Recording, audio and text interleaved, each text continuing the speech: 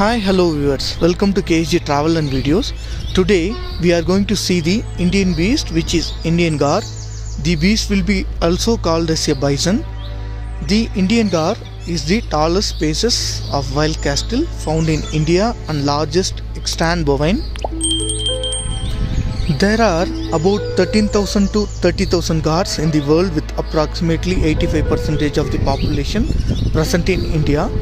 The first ever population estimation exercise of the Indian gaur carried out in the Nilgiris Forest Division in February 2020 estimated around 2000 Indian gaur to be inhabitability geography.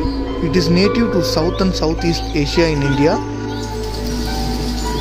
The Indian bison also has been listed as vulnerable on the IUCN Red List since 1986. The global population was estimated at a maximum of 21,000 mature individuals in 2016, with the majority of those existing in India. It has declined by more than 70% during the last 3 generations and is extirpated from Sri Lanka and mostly like Bangladesh. Populations in well protected areas are stable and increasing. The gaur is the largest extant bovine. It is a strong and massively built bovine with a high convex ridge on the forehead between the horns, which protrudes anteriorly, causing a deep hollow in the profile of the upper part of the head. There is a prominent ridge on the back. The ears are very large. In the old bulls, the hair becomes very thin on the back. The adult male is a dark brown, approaching black in very old individuals. The upper part of the head from above the eyes to the nape of the neck in ashy grey or occasionally dirty white. The muzzle is a pale colored and the lower part of the legs are pure white or tan. The cows and young bulls are paler and in some instances have a rufous tint, which is most marked in groups inhabiting dry and open areas. The tail is shorter than in the typical accent, reaching only to the hocks. They have a distinct ridge running from the shoulders to middle of the back. The shoulders may be as much as 12 cm higher than the rump. This ridge is caused by the great length of the spinous process of the fore part of the trunk as compared with those of the loins. The hair is short, fine and glassy. The hooves are narrow and pointed. The gaur does not have a disinfect develop on the throat and chest. Both sexes have horns which grow from the sides of the head. Curving upwards between the horns is a high convex ridge on the forehead. At their bases, they present an elliptical cross section, a characteristic that is more strongly marked in bulls than in cows. The horns are decidedly flattened at the base and regularly curved throughout their length and are bent inward and slightly backward at their tips. The color of the horns is some shade of pale green or yellow throughout the greater part of their length, but the tips are black. The horns of medium size by large bovine stands grow to a length of 60 to 115 cm. The cow is considerably lighter in color than the bull. Her horns are more slender and upright with more inward curvature. In a young gaur, the horns are smooth and polished. In old bulls, they are rugged and dented at the base. The gaur has a head and body length of 250 to 330 cm with a 70 to 105 cm long tail and is 142 to 220 cm high at the shoulder, averaging about 168 cm. At the top of its muscular hump, just behind its shoulders, an average adult male is just under 200 cm tall, and the male's girth at its midsection average about 277 cm. Males are about 1/4 larger and heavier than females. Body mass ranges widely from 440 to 1000 kg. In adult females, 588 to 1500 kg. In adult males, in generally measurements are derived from gaurs. Indian gaur males average about 1500 kg and females weigh a median approximately 700 kg. In China, the shoulder heights of gaurs ranges from 165 to 220 cm and bulls weigh up to 1500 kg. Gaurs are largely confined to evergreen forest or semi-evergreen and moist deciduous forest, but also occur in deciduous forest areas at the periphery of their range. Gaur habitat is characterized by large, relatively undisturbed forest tracts, hilly terrain below an elevation of 1500 meter to 1800 meter, availability of water, and an abundance of forage in the form of grasses, bamboo, shrubs and trees. Their apparent preference for hilly terrain may be partially due to the earlier conversion of most of the plains and other low-lying areas to croplands and pastures.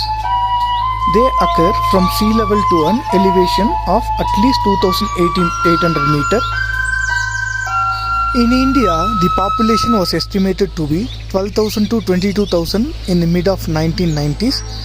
The Western Ghats and their outflanking hills in southern India constitute one of the most extensive extant strongholds of gaur, in particular in the Wayanad, Nagarhole, Mudumalai, Bandipur complex. The populations in India, Bhutan and Bangladesh are estimated to comprise 23,000 to 34,000 individuals have been reported in both Nagarhole and Bandipur National Park.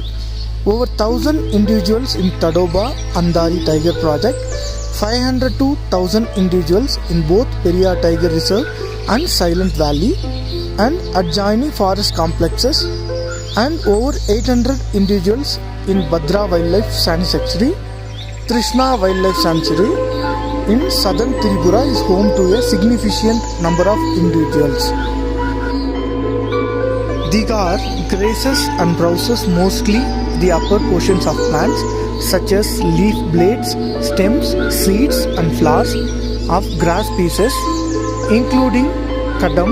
During a survey in the Bhagwan Mahavir Sanctuary and Mulam National Park, gaurs were observed to feed on 32 species of plants.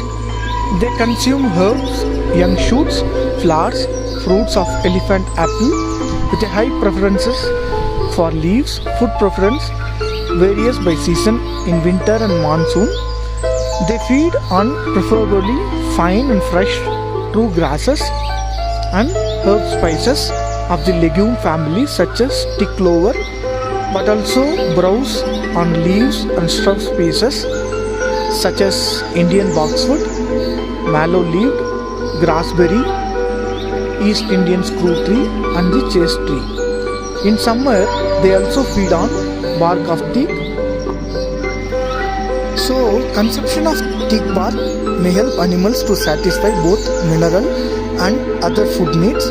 Long-term survival and conservation of this depend on the availability of preferred plant species for food, hence protection of the historically preferred habitats used by gaur is as a significant factor.